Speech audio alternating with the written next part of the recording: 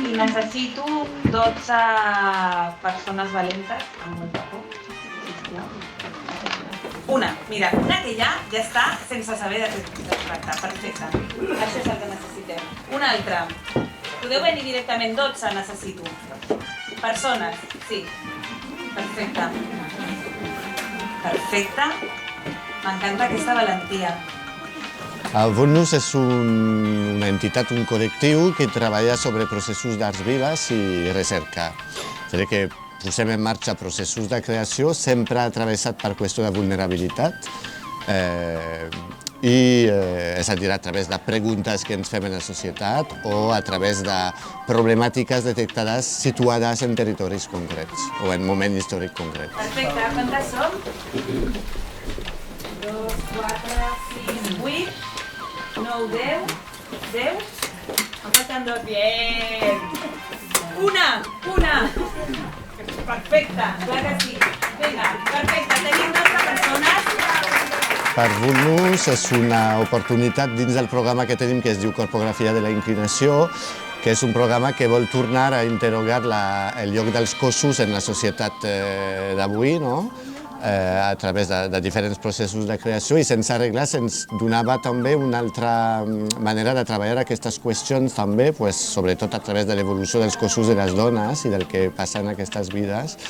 I a més és un projecte que ens interessava molt perquè no era únicament un procés de creació, era un procés de creació que venia després d'un cicle de reflexió, de xerrades, llavors que venia a complementar tot un cicle de reflexió entorn a la menopàusia i el climateri. I aquest exercici salvatge és mirar-se als ulls.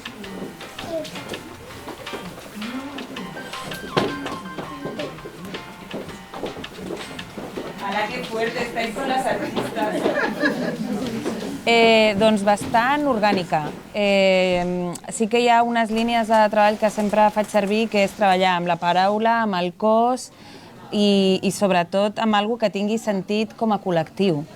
Llavors, la metodologia sobretot ha sigut escoltar la necessitat del grup, amb totes les diferències que hi havia, perquè hi havia persones no oients, hi havia dones amb diferents edats i diferents necessitats i possibilitats motores.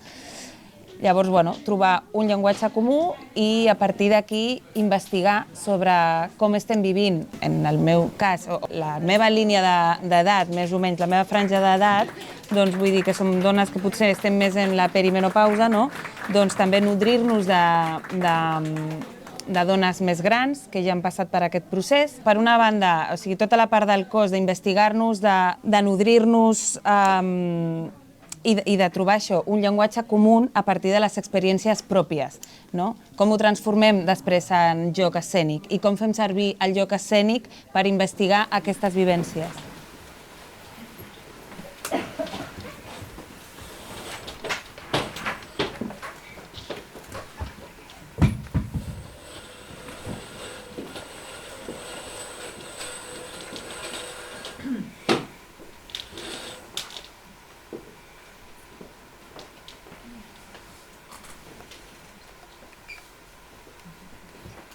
El que hem vist ha sigut una mica sent conseqüent amb el procés que hem fet. És amb els materials que hem fet servir, que ha sigut el collage escènic, el treball de moviment, el gest, que és l'expressió més directa de l'ànima, els relats personals, doncs hem fet un collage, valga la redundància, de tot el que hem fet i hem fet una peça en la que elles es poguessin sentir que s'estaven expressant i que es poguessin divertir sobretot y sentirse reconegudes. Y no te enteras de nada de lo que hablan porque yo soy sorda, mi pareja sola se pone a hablar y no me entero de nada, me da muchísima rabia. Me da mucha rabia ir al súper y darme cuenta que me he dejado las gafas y no veo nada.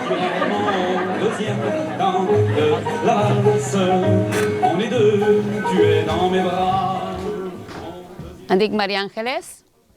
El meu signe, perquè les persones sordes tenim un mote, aquest és el meu mote, el meu signe. Em dic Eva i el meu signe és Piguetes. Al principi em vaig apuntar perquè mai havia fet aquest tipus de projectes i em feia vergonya, volia mirar a veure què tal. I al Sense Regles vaig pensar, ostres, que estrany, perquè el meu grup d'amigues o persones sordes, quan no parlem de la regla, de la menopàusia i tot això, i llavors, també un projecte amb tot oients era un tema molt interessant, per aquests dos motius.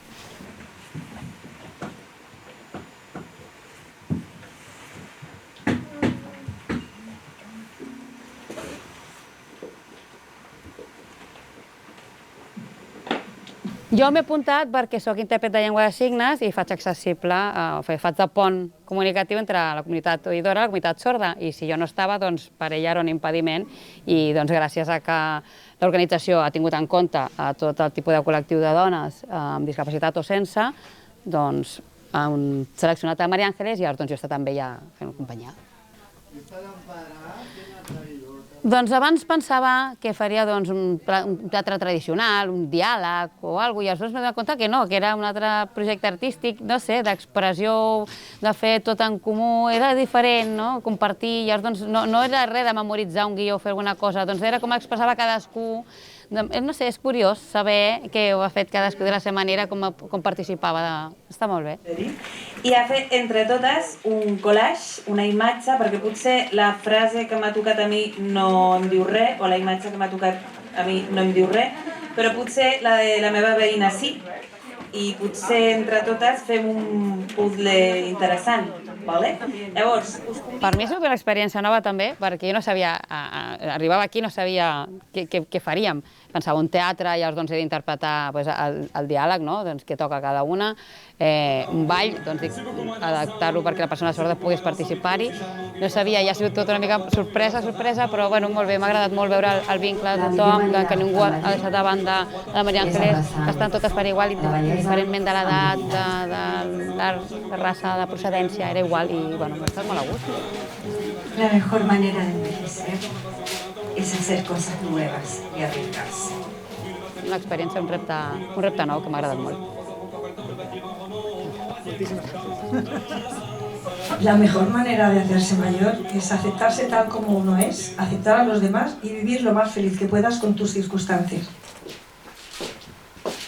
Em vaig apuntar perquè feia temps que estava buscant alguna cosa per moure el cos. No sabia el què, perquè no moure el cos o t'apuntes a gimnàsia o no fas res. I va sorgir una amiga, em va dir, comença això és aquí al sortidor. I em vaig apuntar sense gaires expectatives, perquè era tot una mica confós, però bé.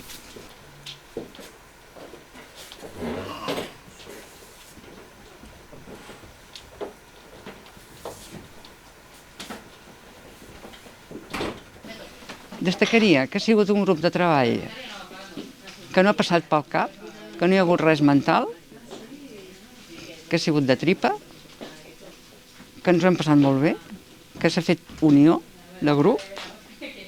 No hi ha res, però en canvi hi és tot. És una cosa estranya, aquest projecte.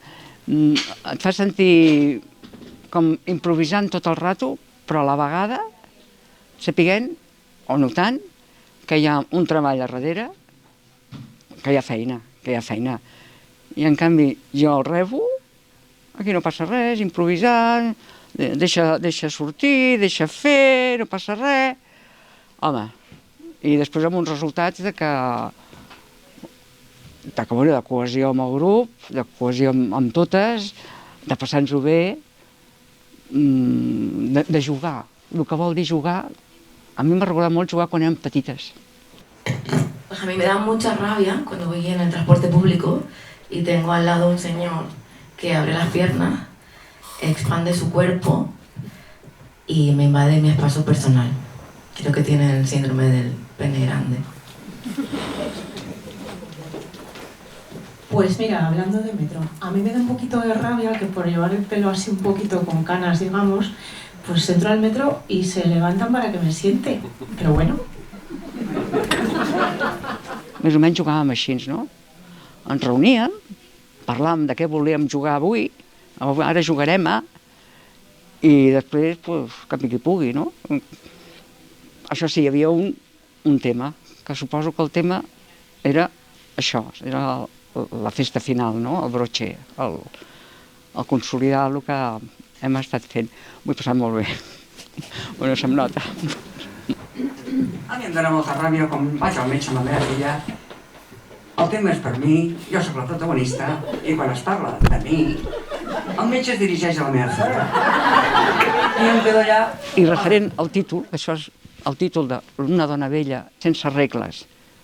Bueno, jo estic acostumada a que es faci referència a una dona és en B alta, mai en B baixa. En B baixa sempre és per malalties, per dols, per carències. La bellesa en B baixa és anar cap a baix. I aquí m'ha xocat molt, que m'ho he passat molt bé, que m'ha ensenyat molt, m'ha obert portes, una B baixa. I clar, això a la vegada em dona pues subidón, ¿no? A mí me da mucha rabia que no... Perdón, que se me quede en blanco. Des de la taula de salut comunitària d'aquí del Poble Sec, que és un lloc on participen diferents agents del territori, i és un lloc on es parla de quines necessitats n'hi ha al territori, quins projectes i accions es poden fer, ja des de fa un temps estava aquest tema del climateri i la menopàusia, i al 2025 vam decidir fer tot un any d'activitats per parlar del climateri i la menopàusia, per abordar aquesta temàtica. Llavors vam fer tot un seguit d'accions amb els recursos del territori, com amb els CAPs, vam fer sessions de sol pelvià, de nutrició, vam col·laborar també amb el MENAC per fer visites guiades a partir d'algunes obres d'art, però teníem sempre en vista acabar aquest cicle d'activitats en un procés creatiu. I també en un procés on no passés tot pel llenguatge oral o escrit per poder abordar aquesta temàtica des del cos i des d'altres expressions, com el collage, el moviment, perquè és una altra manera de connectar amb altres persones i de generar vincles.